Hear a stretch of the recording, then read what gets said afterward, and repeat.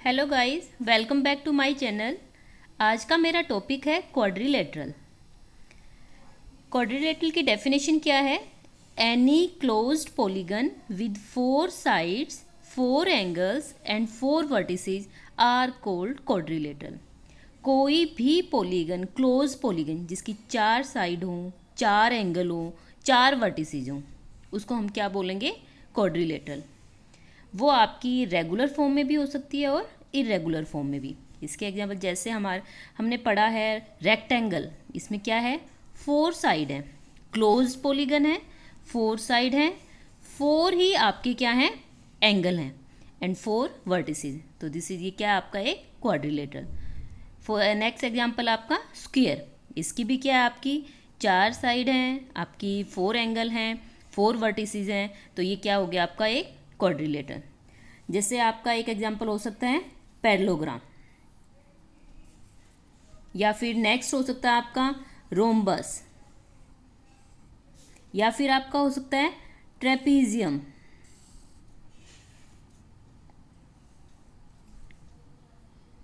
तो क्वाड्रिलेटरल की डेफिनेशन क्या होती है? जिसकी 4 साइड हो, 4 एंगल हो और 4 वर्टिसेस हो, उसको आप क्या बोलोगे? क्वाड्रिलेटरल। अब आता है angle sum property of a quadrilateral. Angle sum property हमने पहले भी पढ़ी है ट्राइंगल में। ट्राइंगल में क्या था कि किस ट्राइंगल के तीनों एंगल का सम क्या होता है? 180। और यहाँ क्या है? क्वाड्रिलेटरल के एंगल सम प्रॉपर्टी है sum of 4 angle of a quadrilateral is 360। क्या क्या है? क्वाड्रिलेटरल के चारों एंगल का सम क्या होता है? 360 होता है। ये हम प्रूव करेंगे। जैसे हम जानते हैं ट्राइंगल सम प्रॉपर्टी क्या है? ट्राइंगल के एंगल की सम प्रॉपर्टी क्या कहती है? Sum of all angles of a triangle is 180। तो हम क्या करेंगे? गिवन क्वाड्रिलेटरल को 2 ट्राइंगल में कन्वर्ट करेंगे। ये क्या आपने क्या ड्रॉ किया? एक डायगोनल। इनका नाम आपने एंगल्स का नाम दिया 1 2 3 4 5 6। अब क्या हो गया? ये एक ट्राइंगल है और ये भी क्या बन गई आपकी? एक ट्राइंगल। और ट्राइंगल की एंगल सम प्रॉपर्टी से हम क्या जानते हैं? Angle 1 plus angle 2 plus angle 3, इन तीनों एंगल का सम क्या होगा? 180। यही लिखा है मैंने, angle 1 plus angle 2 plus angle 3 is equal to 180। अब नेक्स्ट ये क्या है आपका? ये वाली ट्राइंगल है ADC। इसमें भी एंगल सम प्रॉपर्टी यूज करेंगे हम। तो angle 6 plus angle 5 plus angle 4, इन तीनों का सम भी क्या रहेगा आपका? 180। लेकिन हमें क्या चाहिए? हमें चाहिए क्वाड्रिलेटरल के चारों एंगल का सम 360। अगर मैं इन सभी एंगल को ऐड कर दूंगी तो ये क्या बन जाएगा आपका? क्वाड्रिलेटरल के 4 एंगल्स का सम। तो यहाँ से मैंने सम किया angle 1 plus angle 2 plus angle 3 plus angle 4 plus angle 5 plus angle 6, ये लेके चले। Angle 1 plus angle 2 plus angle 3 की वैल्यू कितनी है आपकी? 180। इसकी जगह मैं क्या पुट कर दूंगी? 180। Angle 4 plus angle 5 plus angle 6, इन तीनों का सम की वैल्यू क्या है आपकी? 180। तो इसकी जगह भी आप क्या पुट कर दोगे? 180। यहाँ से एंगल 1 और एंगल 6 ये किसको डिनोट करता है? एंगल A को। एंगल 2 किसको डिनोट करता है? एंगल B को। और एंगल 3 प्लस एंगल 4 ये किसको डिनोट करता है? एंगल C को। और एंगल 5 किसको डिनोट करता है? एंगल D को। यहाँ से आपने क्या प्रूव कर दिया? Angle A plus angle B plus angle C plus angle D is equal to 360। हमने यही प्रूव करना था कि कोई भी क्वाड्रिलेटरल है उसके चारों एंगल का सम कितना होता है आपका? 360। Angle sum property of quadrilateral क्या है? Sum of 4 angles of a quadrilateral is 360। अब आता है टाइप्स ऑफ क्वाड्रिलेटरल। क्वाड्रिलेटरल किस किस टाइप के होते हैं? जैसे फर्स्ट है ट्रेपेजियम। ट्रेपेजियम में क्या होता है? 1 pair of opposite side is parallel. जो एक पेयर है आपका अपोजिट साइड्स का, वो तो क्या रहेगा आपका? पैरेलल। और अनदर साइड क्या रहेगी आपकी? Non parallel. तो ये आपका क्या बन जाएगा? आपका ट्रेपेजियम। नेक्स्ट है आपका पैरेललोग्राम। पैरेललोग्राम में क्या होता है? Both pair of opposite sides are parallel. इसमें दोनों पेयर होते हैं। ट्रेपीजियम में होता है आपका वन पेयर, पैरेललोग्राम में होता है आपका बोथ पेयर। ये साइड इस साइड के पैरेलल होगी, ये साइड इस साइड के पैरेलल होगी। ऑल्सो साइड क्या रहेंगी आपकी, equal. That is A B side किसके इक्वल आ जाएगी, सी डी के। ए डी साइड किसके इक्वल आएगी आपकी, बी सी के। Also opposite angles are equal. Angle A किसके इक्वल होगा, एंगल सी के। एंगल बी किसके इक्वल होगा, एंगल डी के। पैरेललोग्राम हम काफ़ी क्वेश्चन भी करेंगे। इसमें आपने क्या याद करना है, इसकी प्रॉपर्टी क्या होती है, अपोजिट साइड इक्वल होती हैं, अपोजिट साइड्स पैरेलल भी होती हैं, अपोजिट एंगल्स इक्वल भी होते हैं। Opposite side parallel, opposite side equal, opposite side opposite angle equal होते हैं। ये आपका क्या बन गया, आपका पैरेललोग्राम। अब आपके पास आता है रेक्टेंगल। रेक्टेंगल की क्या क्या प्रॉपर्टी होती हैं। रेक्टेंगल इस शेप का होता है आपका, both the pair of opposite side is parallel. दोनों साइड आपकी क्या होती हैं, पैरेलल होती हैं। यानी ए डी साइड किसके पैरेलल है, बी सी के। ए बी साइड किसके पैरेलल है, डी सी के। Opposite sides are equal. Parallel तो होती हैं, साथ ही साथ ही क्या होती हैं, इक्वल। ए डी किसके पैरेलल, किसके इक्वल होगा, बी सी के। ए बी किसके इक्वल होगा, डी सी के। ऑल्सो थर्ड प्रॉपर्टी क्या है, all the four angles are 90। चारों एंगल क्या होंगे, 90 के।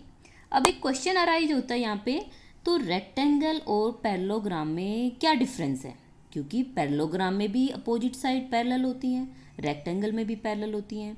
पैरेललोग्राम में सारी साइड अपोजिट साइड्स इक्वल होती हैं, इसमें भी इक्वल होती हैं। तीसरा, उसमें अपोजिट एंगल इक्वल होते हैं, लेकिन इसमें अपोजिट एंगल इक्वल तो होते हैं, लेकिन सारे के सारे एंगल कितने कौन से होते हैं आपके, 90 डिग्री के।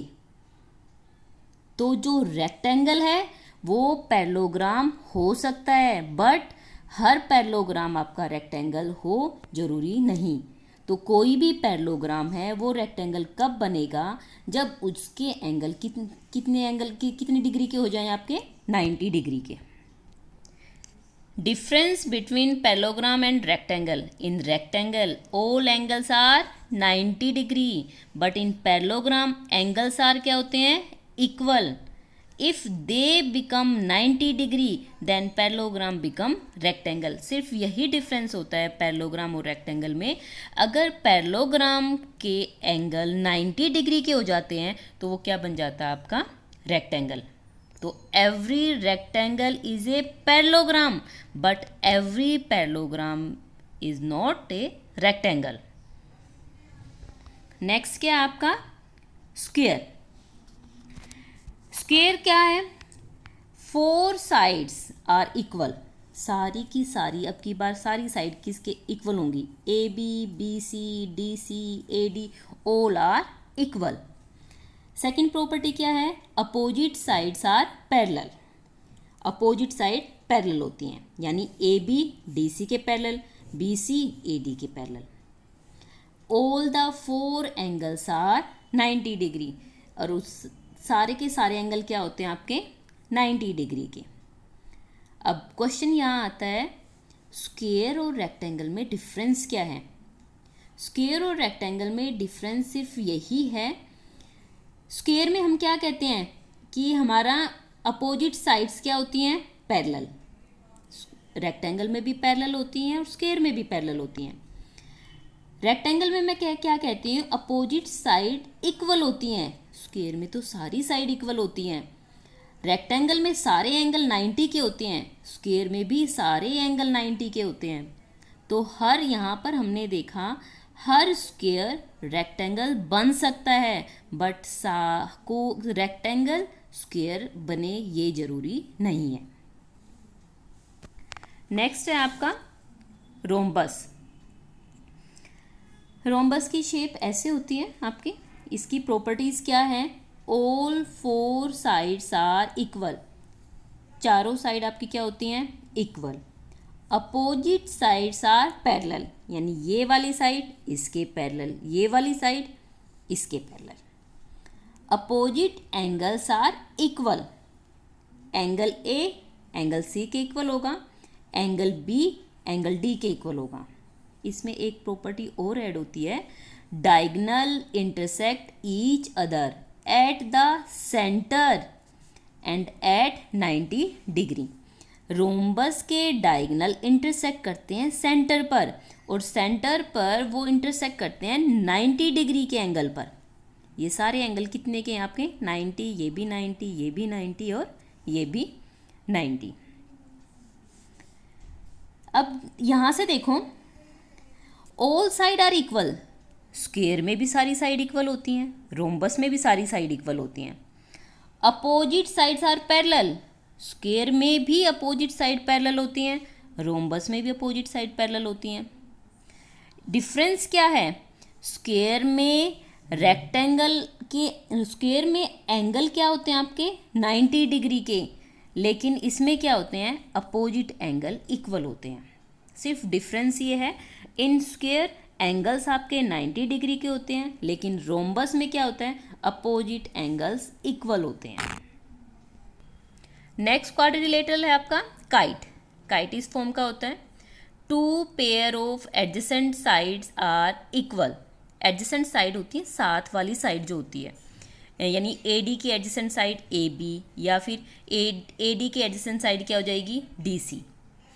तो इसने क्या कहा? दो पेयर यानी two pair of adjacent side are equal, यानी ए डी ए बी के इक्वल होगा, डी सी बी सी के इक्वल होगा। तो ये क्या बन जाएगा आपका? एक काइट।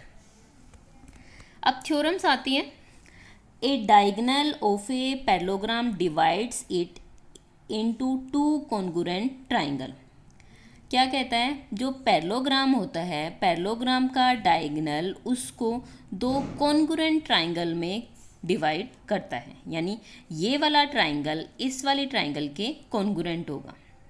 ठीक है। नेक्स्ट थ्योरम है, in a parallelogram opposite sides are equal. ये हम प्रॉपर्टी में पढ़ के आए हैं कि पैरेललोग्राम की अपोजिट साइड्स क्या होती हैं? पैरेलल, इक्वल होती हैं। ये वाली साइड इसके इक्वल, ये वाली साइड इस साइड के इक्वल। थ्योरम है 8.3, if each pair of opposite side of a quadrilateral is equal then it is a parallelogram. अब ये रिवर्स में है, पैरेललोग्राम है। अगर पैरेललोग्राम है तो हम यूँ कहते हैं कि अपोजिट साइड्स पैरेलल भी होती हैं और इक्वल भी होती हैं। अब इसने उल्टा कहा, अगर किसी भी क्वाड्रिलेटरल की अपोजिट साइड अगर आप इक्वल दिखा देते हो, अपोजिट साइड अगर आपने इक्वल दिखा दिया, तो वो क्वाड्रिलेटरल आपका क्या बन जाएगा? पैरेललोग्राम। नेक्स्ट है, in a parallelogram opposite angles are equal. ये भी हमने प्रॉपर्टी की है कि पैरेललोग्राम के अपोजिट एंगल्स क्या होते हैं? इक्वल। अब पैरेललोग्राम पे आपने कितनी सारी प्रॉपर्टी कर चुके हो कि अपोजिट साइड इक्वल होती हैं, अपोजिट साइड पैरेलल होती हैं, अपोजिट एंगल्स इक्वल होते हैं। ऐसे ही अगर आप किसी भी क्वाड्रिलेटरल की अपोजिट साइड इक्वल दिखा दोगे तो वो भी क्या हो जाएगा? आपका पैरेललोग्राम। नेक्स्ट थ्योरम है, if in a quadrilateral each pair of opposite angles is equal then it is a parallelogram। अब यहाँ से आपने क्या कहा? पैरेललोग्राम का अगर हर अपोजिट एंगल्स, हर pair, each pair of opposite angles equal हो जाते हैं, अगर आपने किसी भी क्वाड्रिलेटरल में each pair of opposite angles को आपने क्या दिखा दिया? इक्वल, तो वो आपका डेफिनेटली पैरेललोग्राम होगा। अब यहाँ से आपके क्वेश्चन में जब आप क्वेश्चन को सोल्व करोगे, इन प्रॉपर्टीज़ को यूज करोगे, या तो आप अपोजिट एंगल्स को इक्वल दिखा दो तो वो पैरेललोग्राम बन जाएगा, या फिर आप अपोजिट साइड को इक्वल दिखा दो तब भी वो क्या बन जाएगा? पैरेललोग्राम। नेक्स्ट थ्योरम है, ए quadrilateral is a parallelogram if a pair of opposite side is equal and parallel. अब किसी भी क्वाड्रिलेटरल को पैरेललोग्राम दिखाना है तो आप सिर्फ क्या दिखा दो, एक पेयर अपोजिट साइड का जो इक्वल भी है और पैरेलल भी है, यानी ये वाली साइड इस साइड के इक्वल भी आ जाए और पैरेलल भी आ जाए, तो ये जो क्वाड्रिलेटरल है ये क्या बन जाएगा, आपका एक पैरेललोग्राम। अब यहाँ पर क्वेश्चन सोल्व करने के लिए आपके पास 3 मेन प्रॉपर्टी हो चुकी हैं। या तो आप अपोजिट साइड का, each pair of opposite side को आप इक्वल दिखा दो तो पैरेललोग्राम हो जाएगा, या फिर आप each pair of opposite angles को आप इक्वल दिखा दो तो ये पैरेललोग्राम हो जाएगा, या फिर एक पेयर को अपोजिट साइड के सिर्फ एक पेयर को आप इक्वल और पैरेलल दोनों दिखा दो, तब भी वो आपका क्या बन जाएगा, पैरेललोग्राम। नेक्स्ट थ्योरम है आपकी द मिड पॉइंट थ्योरम। ये मोस्ट इंपॉर्टेंट थ्योरम है, ध्यान से समझना। The line segment joining mid point of two sides of a triangle.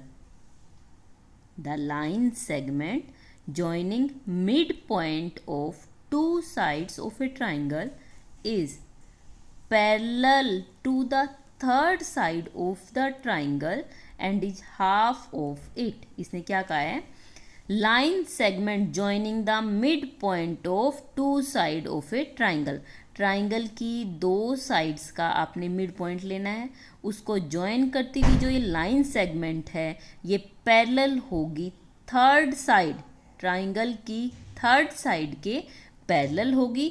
दूसरा DEBC का हाफ होगी। क्या कह रही है स्टेटमेंट, ट्राइंगल की किसी दो साइड का मिड पॉइंट लो आप, उनको ज्वाइन करती हुई जो लाइन सेगमेंट आपकी होगी वो थर्ड साइड, ट्राइंगल की थर्ड साइड के पैरेलल होगी, और जो लाइन सेगमेंट है थर्ड साइड का हाफ होगी। प्रूफ करते हैं इसका। Given DE are the mid point of AB and AC। AB का मिड पॉइंट क्या है, D, AC का मिड पॉइंट क्या है, E। DE को हमने क्या कर दिया, ज्वाइन। अब क्या प्रूव करूंगी मैं, DE पैरेलल है BC के, ये प्रूव करूंगी। टू प्रूव DE पैरेलल है BC के। और दूसरा मैंने क्या प्रूव करना है, DE को दिखाना है किसके इक्वल, BC का half. DE is equal to half of BC। इसके लिए मैं कुछ कंस्ट्रक्शन करूंगी। मैंने कंस्ट्रक्शन कैसे की, जो ये मेरी ट्राइंगल थी इस DE को मैंने एक्सटेंड कर दिया F तक इतना एक्सटेंड किया कि जो ये आपका DE है वो किसके इक्वल हो जाए, EF के।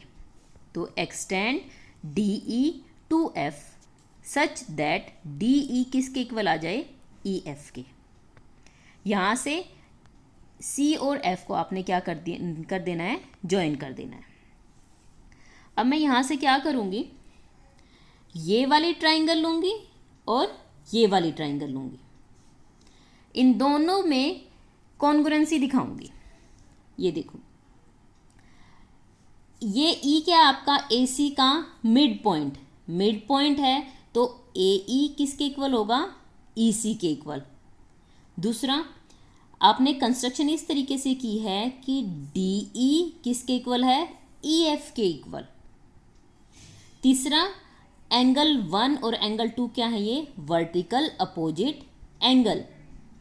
तो यहां से आपने क्या दिखा दिया, AE किसके इक्वल है, EC के इक्वल, क्योंकि E आपका मिड पॉइंट है AC का। दूसरा DE किसके इक्वल है, EF के। ये कंस्ट्रक्शन से आपने कंस्ट्रक्शन इस तरीके से ली है कि DE किसके इक्वल आ जाए, आपका EF के। तीसरा एंगल 1 किसके इक्वल है, एंगल 2 के, वर्टिकल अपोजिट एंगल। तो जो ये वाली ट्राइंगल है AED और ये वाली ट्राइंगल है FEC, ये दोनों ट्राइंगल कॉन्ग्रुएंट होगी। कौन से रूल से, साइड एंगल साइड, यानी ट्राइंगल ADE कॉन्ग्रुएंट है triangle EFC by side angle side, ये कॉन्ग्रुएंसी रूल से कॉन्ग्रुएंट हो गई। तो बाय CPCT इस ट्राइंगल, ये वाली ट्राइंगल इस वाली ट्राइंगल के बिल्कुल इक्वल हो गई, इक्वल हो गई। तो यहाँ से ए डी किसके इक्वल आ गया, एफ सी के इक्वल। तो यही मैंने लिखा है। सो ए डी किसके इक्वल है, सी एफ के, by congruency rule. Also a D किसके इक्वल है, बी डी के। यहाँ से देखो, आपने कॉन्ग्रुएंसी रूल से ए डी और सी एफ को इक्वल दिखाया, और हम जानते हैं ए डी तो डी बी के इक्वल है, तो डी बी किसके इक्वल आ गया आपका, सी एफ के। तो यहाँ से लिख दिया दिस इम्प्लाई, जो मेरा ये बी डी है वो किसके इक्वल आ गया, सी एफ के। और angle A by C P C T से ये वाली ट्राइंगल और ये वाली ट्राइंगल तो कॉन्ग्रुएंट है, तो एंगल ए किसके इक्वल है, एंगल सी के। तो दिस इम्प्लाई, यहां से देखो तो by C P C T angle A किसके इक्वल है, एंगल सी के। Also A and C are alternate interior angle, ये वाली साइड और ये वाली साइड ये ट्रांसवर्सल हो गया, तो ये अल्टरनेट इंटीरियर एंगल हो गया। अल्टरनेट इंटीरियर एंगल ये इक्वल आ गए, तो दिस इम्प्लाई ये साइड इस साइड के इक्वल पैरेलल आ गई, पैरेलल आ गई। तो सी एफ पूरी ए बी के पैरेलल है, तो डी बी के भी पैरेलल होगी। तो दिस इम्प्लाई, ये मैंने लिखा, जब ए बी पैरेलल है सी एफ के, तो डी बी किसके पैरेलल होगी, सी एफ के। जब सी एफ के पैरेलल होगी तो आपने क्या दिखा दिया, एक पेयर ऐसा दिखा दिया जो सी एफ डी बी के इक्वल भी आ गया और पैरेलल भी आ गया। ये मैंने आपको पहले भी बताई थी प्रॉपर्टी। अगर मैं किसी भी क्वाड्रिलेटरल में एक साइड को इक्वल और पैरेलल दिखा दूं तो वो क्या बन जाएगा आपका, एक क्वाड्रिलेटरल। तो this imply quadrilateral means sorry, ये क्या बन जाएगा आपका, एक पैरेललोग्राम। तो यहाँ से डी बी सी एफ ये क्या बन गया आपका, एक पैरेललोग्राम। पैरेललोग्राम है तो यहाँ से डी ई किसके पैरेलल आ गया, बी सी के। डी ई पैरेलल किसके आ गया, बी सी के। यही एक पार्ट तो हमने यही प्रूव करना था। अब मैं क्या प्रूव करूंगी, डी ई किसके इक्वल है, हाफ ऑफ बी सी के। Now we prove D E को क्या प्रूव करूंगी, हाफ ऑफ बी सी। हम जानते हैं डी बी सी एफ क्या आपका, एक पैरेललोग्राम। तो अब ये एक पैरेललोग्राम है, पैरेललोग्राम है, और हम जानते हैं कि अपोजिट साइड्स पैरेललोग्राम की क्या होती हैं, इक्वल। इक्वल है तो डी एफ किसके इक्वल आ जाएगा, बी सी के। तो यही लिखा मैंने, डी एफ किसके इक्वल है, बी सी के। और डी एफ को मैं क्या लिख सकती हूँ, D E plus E F. लेकिन डी ई और ई एफ तो इक्वल हैं, इक्वल हैं, तो D E plus E F की जगह भी क्या लिख दूँ, डी ई। तो ये क्या बन गया, 2 टाइम्स ऑफ डी ई। ये किसके इक्वल आ गया, बी सी के। 2 यहाँ मल्टीप्लाई है तो दूसरी साइड जाके क्या हो जाएगा, डिवाइड। तो D E is equal to half of B C. यही हमने प्रूव करना था। क्या किया हमने इस थ्योरम में, हमने ये दिखाना था जो मिड ट्राइंगल की किन्हीं भी दो साइड के मिड पॉइंट को ज्वाइन करने वाली जो लाइन सेगमेंट होती है वो थर्ड लाइन के पैरेलल होती है और थर्ड लाइन के हाफ के इक्वल होती है। ये प्रूव करना है। इसके लिए हमने एक कंस्ट्रक्शन की। कंस्ट्रक्शन इस तरीके से करनी है कि जो ई एफ है मेरा डी ई के इक्वल हो। फिर उसके बाद मैंने क्या दिखाना है, मेरा मेन मोटिव रहेगा इसको एक पैरेललोग्राम शो करना। पैरेललोग्राम को शो करने के लिए मैं क्या करूँगी, एक साइड को इक्वल भी दिखा दूंगी और पैरेलल भी दिखा दूंगी। तो ये आपका क्या बन जाएगा, पैरेललोग्राम।